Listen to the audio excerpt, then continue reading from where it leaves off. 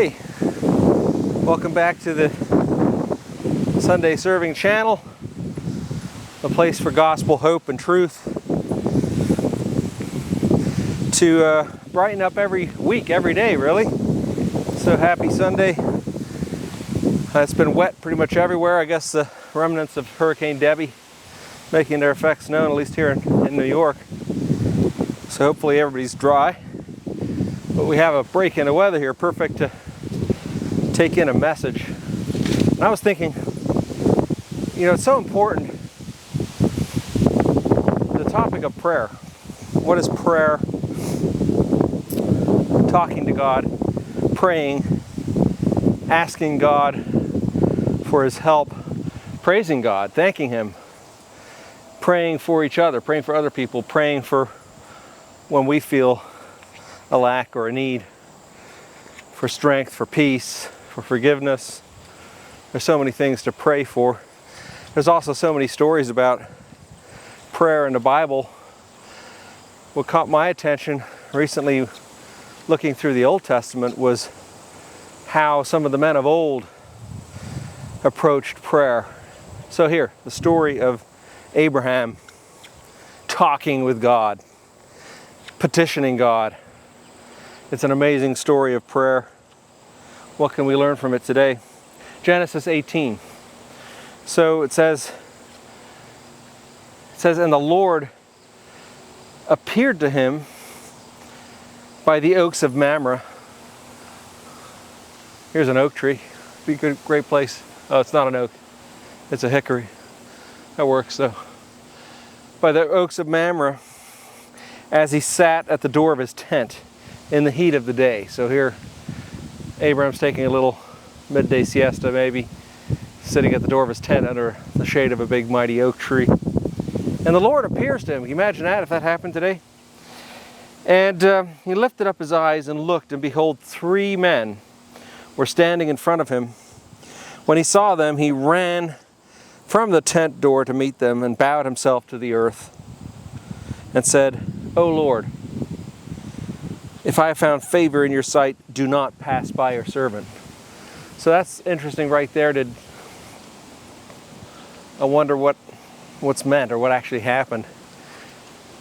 Did God, the Lord, come in some form to meet Abraham? Was it his messengers? Were these 3 men angels? Was it the Lord? The story goes back and forth about these men and the Lord speaking. Was it like the Lord thundering voice from above as his messengers were there in the body? Who knows? But it is clear that this was a conversation between Abraham and God the Lord. So I want to sort of skip over to the end of that story to where he is talking with God and asking him some very specific requests, actually arguing with God. And that's pretty impressive that Abraham had this relationship, this two-way relationship, a covenant. It's a two-way thing. Between you and between me, God says. And Abraham was free to speak to God as a person and even argue with God. But he obviously loved and revered and obeyed the Lord and followed him.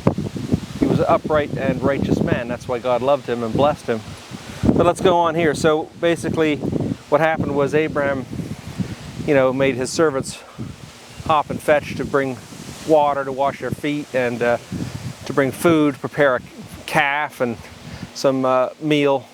And they had a feast there. And they had a discussion about whether Abraham would receive children, offspring. In fact, Sarah, his wife, was old, and she laughed in the tent when the Lord said, next time when I come, you're going to have a child. But we'll kind of skip over that thing and jump to the end of that story. One thing he says in there, is anything too hard for the Lord? So here we go. The rain's coming down again. The men set out from there, and they looked down towards Sodom, and Abraham went with them to set them on their way. And the Lord said, shall I hide from Abraham what I'm about to do? Seeing that Abraham shall surely become a great and mighty nation, and all the nations of the earth shall be blessed in him. For I have chosen him that he may command his children and his household after him to keep the way of the Lord, by doing all righteousness and justice, so that the Lord may bring Abraham what he has promised him. Then the Lord said," now this is the important part. So the Lord said, it kind of let him in on a secret. "Because of the outcry against Sodom and Gomorrah is great, and their sin is very grave, I will go down to see whether what they have done altogether, according to the outcry that has come to me. And if not, I will know." So that is interesting, because what was this outcry to the Lord about all that was going wrong in Sodom and Gomorrah, this city of sin, that made God so upset that he ended up destroying it? He said there was outcry. Was that prayer? Was that people that were suffering from that, saying, "God, help us"? And here he is, maybe in the form of angels, maybe the Lord himself, coming down, stopping by Abraham, and then going, "I'm going to find out myself." Now, we know in the story that Abraham had some connections to this city of Sodom. It said, "So the men turned from there and went towards Sodom. But Abraham still stood before the Lord." So there he was, it says, so these men went and he's still standing before the Lord. "Then Abraham drew near and said, 'Will you indeed sweep away the righteous with the wicked?'" Remy must be hearing something from Sodom. Remy, it's okay. So he says, "Will you indeed sweep the righteous away with the wicked?" So Abraham's concern was, Remy, come here. Abraham's concern, if God was so upset at Sodom that he was going to destroy it, what about the good people there? Lord, have you thought about that? Are you really going to destroy them just because of the wicked? Then Abraham drew near and said that, "Will you indeed sweep away the righteous with the wicked? Suppose there are 50 righteous within the city. Will you then sweep away the place and not spare it for the 50 righteous who are there?" So he picked a number. If there's 50 righteous, good people there, you really going to sacrifice them, destroy them for the sake of all those wicked people you want to punish?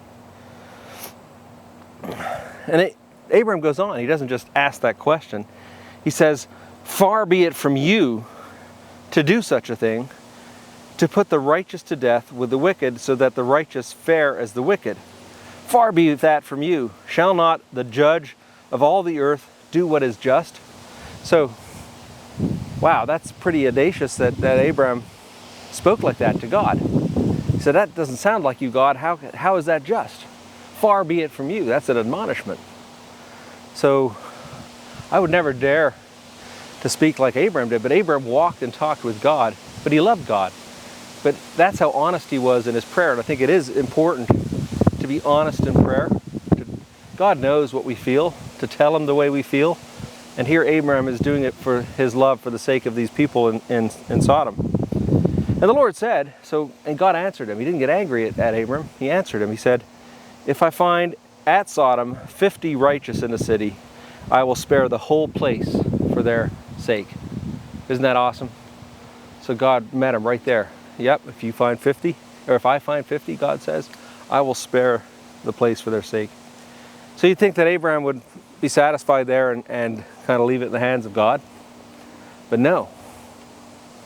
Abraham answered and said, "Behold, I have undertaken to speak to the Lord, I who am but dust and ashes." So there he acknowledges that he is created by God, that he is nothing, he's dust and ashes compared to the Lord who he is speaking to.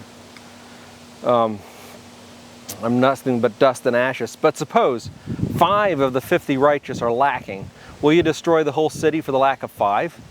And he said, "I will not destroy if I find 45 there." So now Abraham's doing the bargaining thing. All right, he's testing God. All right, what about if there's 5 less? What about if there's 45? God says, fine, I'll do it for 45. Again he spoke to him and said, "Suppose 40 are found there." 40. He answered, "For the sake of 40, I will not do it." Now listen to this. It doesn't stop there. Then he said, "Oh, let the Lord not be angry, and I will speak. Suppose 30 are found there." So 50, 45, 40. Let's make a bolder jump here. 30. Suppose 30 are found there. And he answered, "I will not do it if I find 30 there." And he said, Behold, I have undertaken to speak to the Lord. Suppose 20 are found there. He answered, For the sake of 20, I will not destroy it. Now, I think you or I would probably stop there, but no. Abraham, he had such a relationship with God. He had such trust in God. And he wasn't scared to show God his true feelings. And he said, Oh, let not the Lord be angry, and I will speak again, but this once. So you're saying one more time. Suppose 10 are found there. And he answered, For the sake of 10, I will not destroy it. And the Lord went his way, and when he had finished speaking to Abraham, Abraham returned to his place.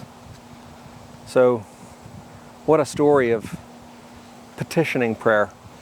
And what's Abraham petitioning for? It's not for his own skin, his own safety, his own benefit or profit or good times or wealth. It's for the sake of Lot and for his other friends in Sodom, who he knew were righteous before God, and to speak so boldly to God with what Abraham was thinking. That's the point. Like, when we pray, we should thank God, we should praise God, but if there's something that's on our hearts that we're sincerely upset about, we tell God.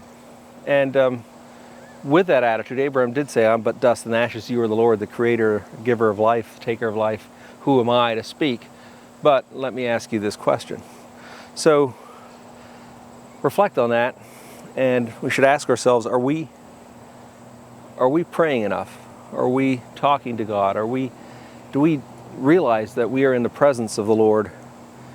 And sometimes the Lord might come to visit us like he did to Abraham.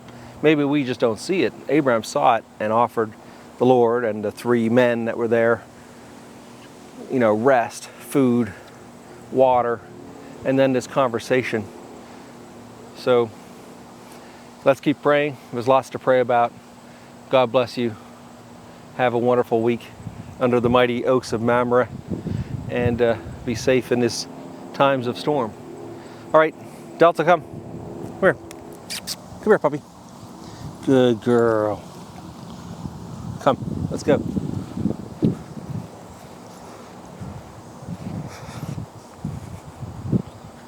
Come on, Remy.